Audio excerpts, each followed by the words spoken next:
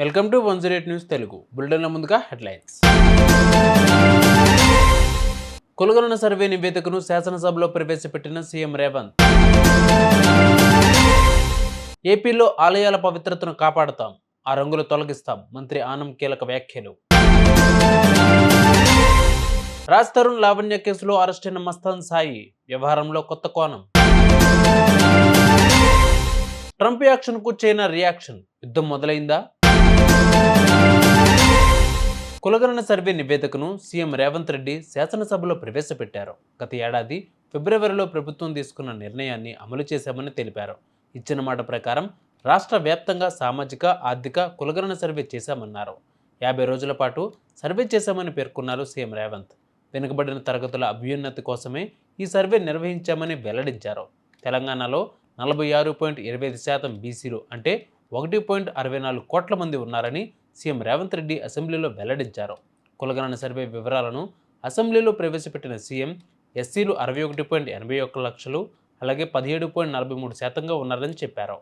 ఎస్టీలు 37.05 లక్షలు అంటే 10.45%, ముస్లిం బీసీలు 35.76 లక్షలు కాగా అంటే 10.08%గా ఉన్నారని వెల్లడించారు.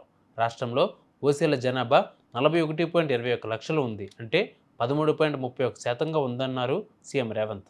ఈ సర్వేలో నమోదైన కుటుంబాల ఆధారంగా రాష్ట్రంలో 3,54,77,554 మందిని సర్వే చేయడం జరిగింది.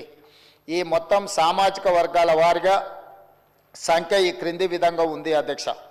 ఎస్సీలో 61,84,319 మంది ఉండగా ఇది మొత్తంలో 17.43%గా ఉంది.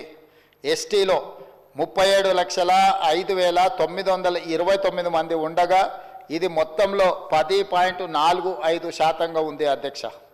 బీసీ ముస్లిం మైనారిటీ మినహా 1,64,09,179 ఉండగా ఇది మొత్తంలో 46.25%గా ఉంది అధ్యక్ష.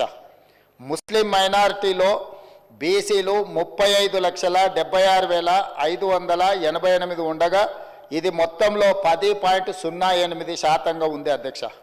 ముస్లిం మైనారిటీలో ఉన్న బీసీలను కలుపుకుంటే మన రాష్ట్రంలో మొత్తం బీసీలు 56.33%గా ఉంది అధ్యక్ష. రాష్ట్రంలో ఈరోజు ప్రభుత్వం అమలు చేస్తున్న బీసీ రిజర్వేషన్లు ABCDE ఈ అన్ని గ్రూప్లలో 56.33%గా ఈరోజు బీసీ జనాభా ఉన్నదని చెప్పి నివేదిక మనకు తెలుపుతున్నది అధ్యక్ష.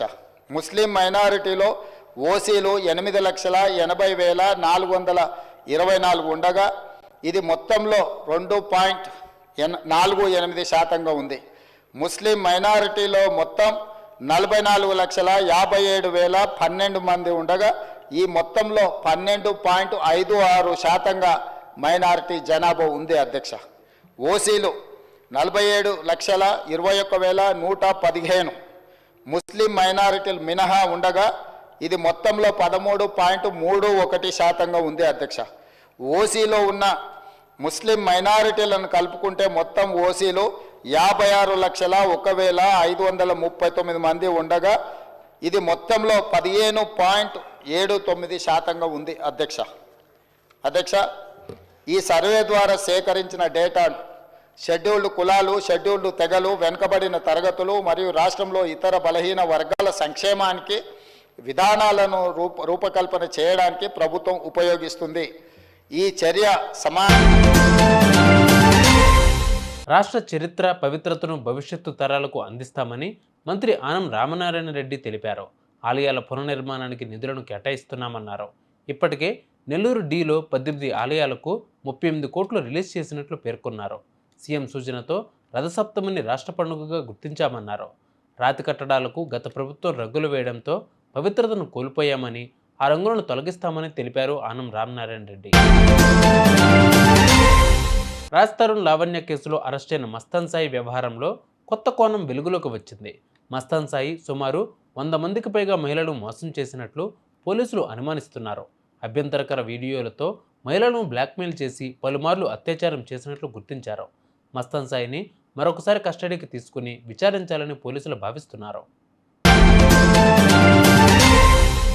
తమ దేశం నుంచి వచ్చే అన్ని ఉత్పత్తులపై అమెరికా 10% టారిఫ్ విధించడంపై చైనా ఘాటుగా స్పందించింది. అమెరికా నుంచి దిగుమతి చేసుకునే బొగ్గు, లిక్విఫైడ్ న్యాచురల్ గ్యాస్లపై 15% చమురు, వ్యవసాయ పరికరాలపై 10% టారిఫ్ విధిస్తున్నట్లు ప్రకటించింది. ఈ నెల 10వ తేదీ నుంచి ఇవి అమలులోకి వస్తాయని పేర్కొంది. కాగా చైనాపై ట్రంప్ విధించిన టారిఫ్ ఇప్పటికే అమలులోకి వచ్చిన విషయం తెలిసిందే. చూసారుగా, ఇవి వాళ్ళ బులెటిన్ అప్డేట్స్. మరిన్ని అప్డేట్స్తో మళ్ళీ మీ ముందుకు వస్తాను. అంతవరకు కీప్ వాచింగ్ 108 న్యూస్ తెలుగు.